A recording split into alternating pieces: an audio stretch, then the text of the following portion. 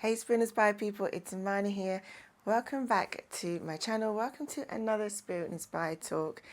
Today I'm talking about teaching people how to treat you. Teaching people how to treat you is all about communication. It's all about letting them know that what they did or didn't do did not sit right with you. It's all about saying how you feel. And trust me, that is something that's not come easy to me. I think it's something that has developed more as I have matured in age. I was never somebody who really spoke my mind or liked confrontation. I would be the nice person and just walk away and just take all of that hurt and anger or whatever I was feeling with me. But that is never helpful. It never works out. All that does is eat you up inside, and you just wish that you had said something. And of course, with you not saying something, you've kind of set a precedent for that person thinking that it's okay to do it again. Time and time again, I would keep things in, and then it would just fester. That's what it does. It festers. You get more angry. You get angry with yourself that you didn't say what you wanted to say to that person at the time. And also it just eats up at your own confidence in yourself, knowing that you don't like something and yet you keep allowing yourself to be treated, allowing that treatment to happen to you.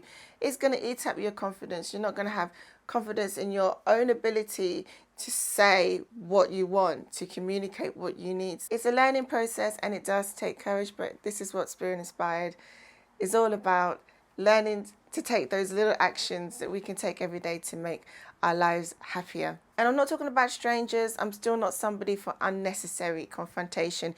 If it's somebody that I'm never going to meet again and they've said something that's upset me, I can happily walk away knowing it doesn't matter, you don't matter really. However, there are people in our lives all the time, family, friends, even colleagues that you may not necessarily like, but you have to work with them. So you have to find a way of happily coexisting.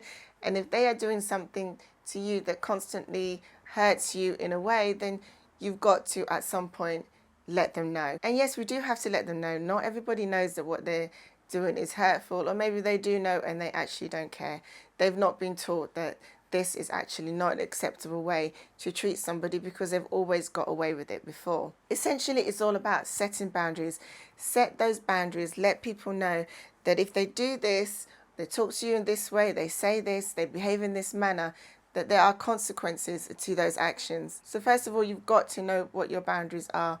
You don't have to like everything. Not everything has to sit right with you. And you have the right to let people know that that is not acceptable for you. It might be acceptable for somebody else. It might be acceptable to that set of friends. But when it comes to me, you can't do that. And I think setting boundaries is important for all of us.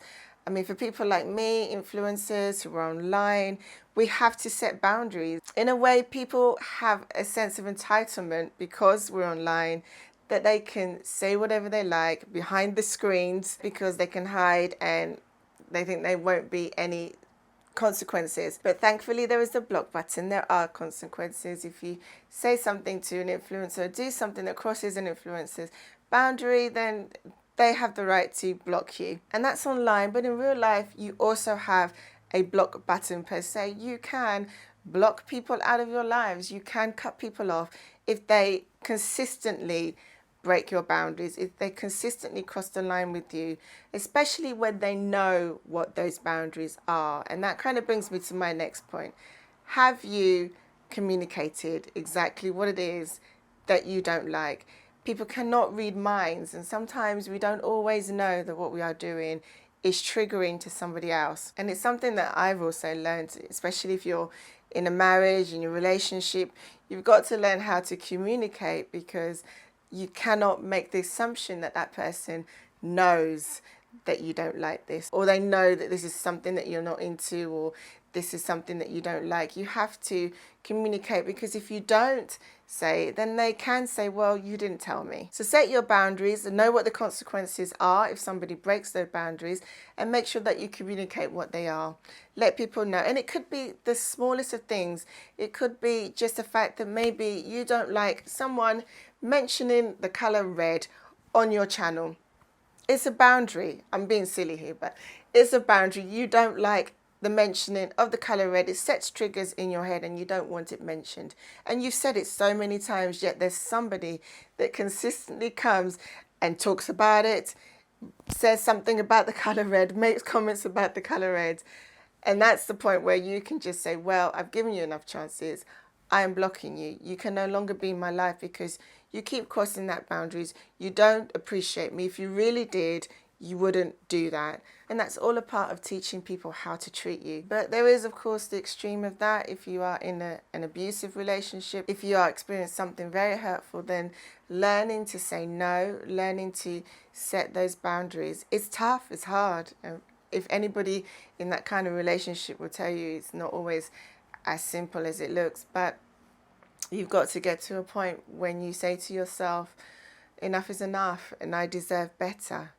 Either I'm going to continue in this and continue in this pain, or I'm going to get out. Communication can only go so far, really, and if you're not being heard, then you've just got to get away from this person. Another thing is to teach people with kindness. Like I said, some people don't really know that this is a boundary or this is something that they shouldn't be doing, or that you in particular don't like this. So teaching people with kindness, teaching people with love, letting them know that, listen, you consistently keep doing this and I don't actually like it.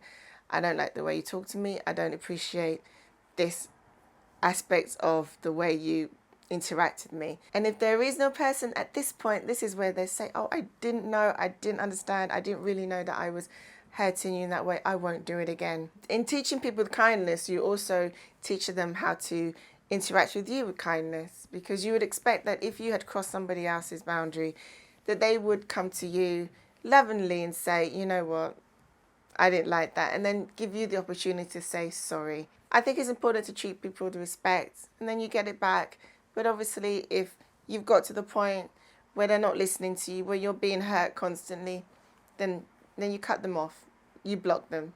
They no longer need to be in your life. What are the triggers in your life? What are the things that you know make you feel sad or unhappy? And in teaching people how to treat you and blocking those who don't know how to treat you, ultimately you'll become a happier person. It's something you have to practice. It doesn't come easy to everybody because we all want to be nice, but I've learned that nice really doesn't get you anywhere in life. Being nice at the detriment of your own happiness is not helpful to anyone. I don't think life is about being nice to everyone. I think it's more about being reasonable, protecting your peace, knowing the things that make you happy. When you're happy, then you can in turn be a happier person towards other people and living life the way you would like to live it, because once you allow a certain treatment that you don't like, really you're putting the power into somebody's hands. You're putting your happiness into somebody's hands. You go away feeling unhappy while they're feeling quite proud of themselves.